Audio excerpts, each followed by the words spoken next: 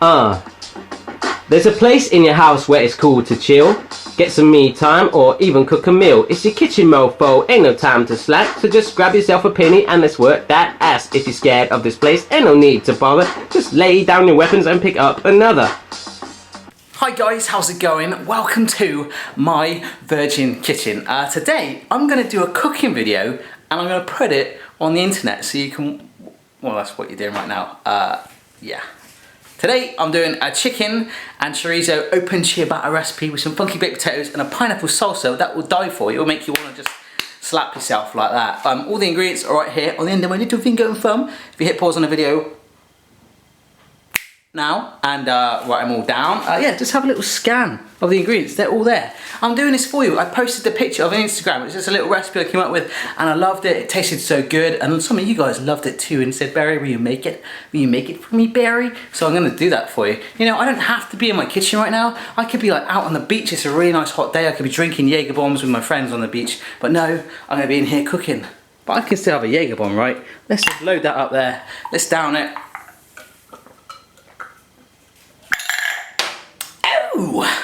And let's cook. Okay, so we're gonna get the nice and quick, easy, funky stuff out of the way first of all. The pineapple salsa, oh yeah, you're gonna love it. And also a funky mayonnaise with a lemony, jizzy type of feel. Did I just say jizzy? I just said jizzy. Sorry, a lemon and sort of parsley, like topping in it. It's gonna be all good, nice and easy, just mix it all together and then we get on to the hardcore stuff. Let's do it. Alright, so let me just quickly show you what we've got. I've got one pineapple ring here, which I just sort of sliced into little pineapple cubes like that. Obviously you can buy a tin of pineapple cubes to just, you know, get around about 8 or so. I've got one whole tomato, which I'm going to chop, and an orange pepper. It can be red, green, any colour you want. I just thought it was like a kind of cool colour combination there. So I'm going to get half of that orange pepper there, and this is a nice handful of cress. Smell it? You like that? Oh yeah. Okay, and that's all going to go in my mini chopper right there. Lazy. Okay, so a little closer on the chopper there. Cha-ching, there it is, a funky little blade thing, basically a mini blender. So I'm gonna pour in my cress. I don't know, just chuck it in, maybe that's the word. Then I get my pineapple cubes, in there you go. Okay, so the pineapple cubes and the cress are there. I've quartered my tomato if you're American. And this is half an orange pepper that I've just cut into mini squares, just to help the chopper cut it down. Give it a teeny weeny bit of black pepper on there as well. You can even add some lemon juice because we add some lemons later on, but I don't want it too sharp, and neither does Mrs. Barry. Lid on, like so, power on, and here we go, watch the whirl.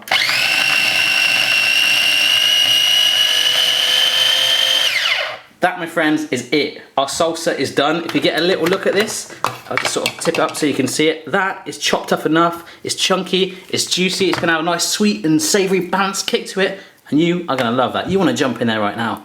I'm going to jump in it.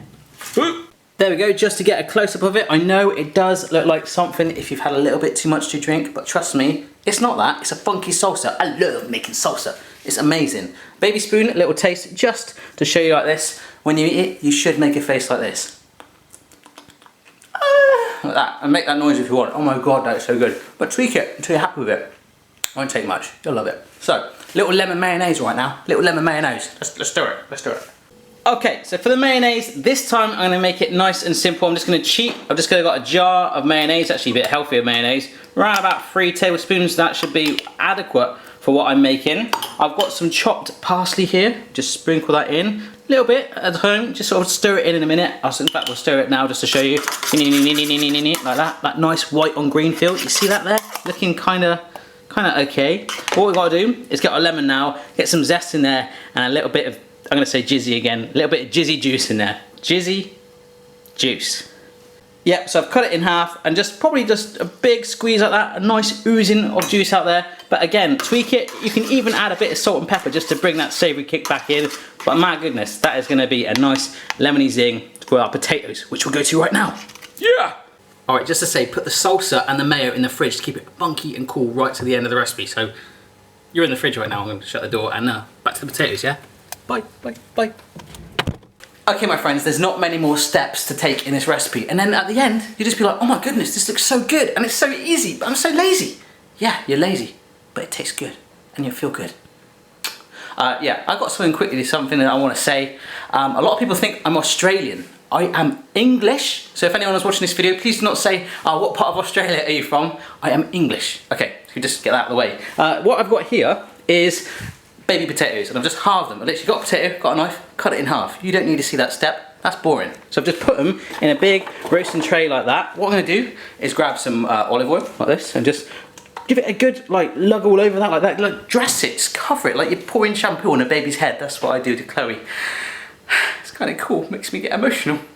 So that goes on there, and then you can add any herbs and spices that you want. So I'm just gonna go for good old black pepper. I'm gonna grind this on it. Let's grind. Yeah. Okay, so my olive oil is on there. What I'm going to do is get my pepper, as I say, and give it a generous coating. If you don't like pepper, don't worry about it. Maybe a pinch of salt, or some parsley, or maybe some paprika, anything like that. And that's all on there. You can get your hands all mucked in if you want, or grab yourself a wooden spoon like this. This is a beautiful looking wooden spoon. The only one I've got left, because Mrs. Barry snapped the other one. Anyway, we'll just stir this all through, get it all nice and coated. If you want to add more oil, more pepper, do that. But that, my friends, is looking nice and coated. And these control the whole recipe. The timing is all about these potatoes. Yeah. Right here, so what I was saying about the potatoes being the real sort of hub of this recipe with the whole timing sort of thing, that's what I mean. It's all about them. What you want them to come out nice and crispy, roasting hot, and dip them into that ice cool lemon jizzy mayonnaise. Just bear with the jizzy thing, I'm sorry, and that's what we're gonna do. So what we're gonna do to get the oven nice and hot is preheated to the temperatures like that. Should take about half an hour, but you can spin them around about 15 minutes in, rotate them, get it nice and cooked evenly. There's the potatoes, I'm not just talking to you. This isn't like a confession thing. Okay, in they go. Middle shelf first of all. Don't wanna rush them too much. We can have a little bit of a break, because all we gotta do now is do the chicken, chorizo, and a salad. And I'm lazy. I'll show you about the salad right now. I'm a bit of a simple guy when it comes to salad. I'm a bit of a simple guy, generally. But when it comes to salad, I'm a simple guy.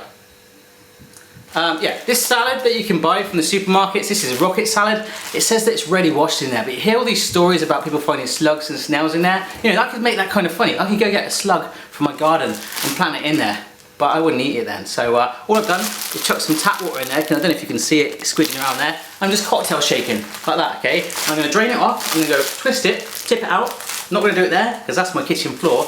And I'm just gonna add some sweet chilli sauce in it. Thank you. Okay, I'm going to try and show you what I mean by that. Look, this is my bag of salad. If I tip it upside down, look, there's that water coming out. Excuse me, it's just like shaking a little bit.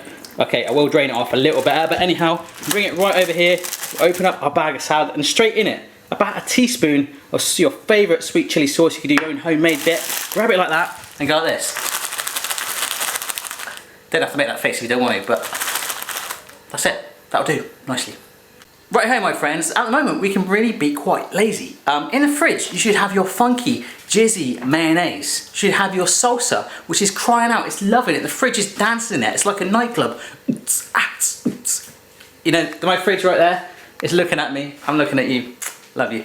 It's saying to me, I don't want to let this salsa out, and I'm taking it. I'm going to take it and put it on my plate, and it is going to party. You should also have your salad in there. The sweet chilli thing is optional, but don't be bland, don't have it on its own. We're not rabbits, we want flavours on there. Thank you. Okay, so what we've got here is some chorizo slices, about a few of those, sorry about that.